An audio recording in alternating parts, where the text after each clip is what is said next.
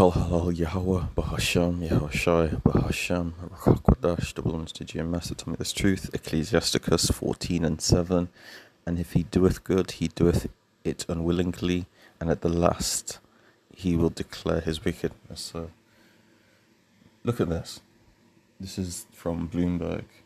The AI assistant doctors say is a game changer. I mean, at first they're going to be using this AI to help them, and soon it will just replace them straight up. So let's just take a listen to what they're saying.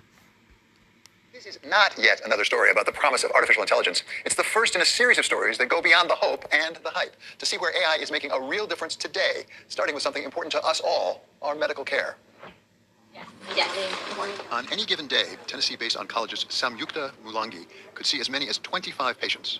Medical oncologists like me are pressed for time and we're overwhelmed with sort of clinical duties. Trying to do that work of charting in ahead of time, seeing the patient, documenting after the fact, and also now trying to squeeze in record retrieval in the middle of everything is just very impossible. And so you have the concept of pajama time where oncologists and other physicians are just sort of finishing up their daily work at home after the kids are put to bed and after dinner, and it just contributes to a lot of provider burnout.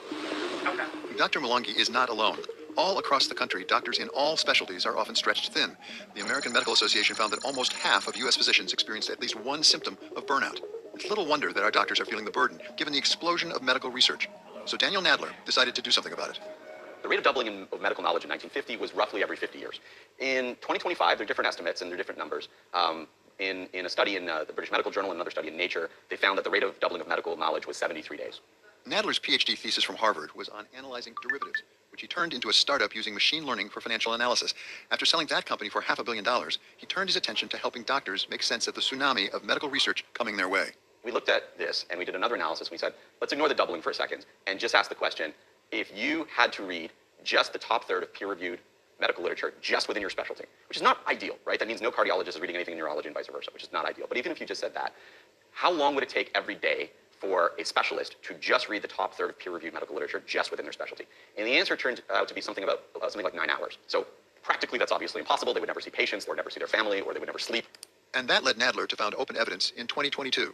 Open Evidence is designed to do for physicians what the advent of computer systems, let's call it that, on Wall Street achieved for Wall Street knowledge workers.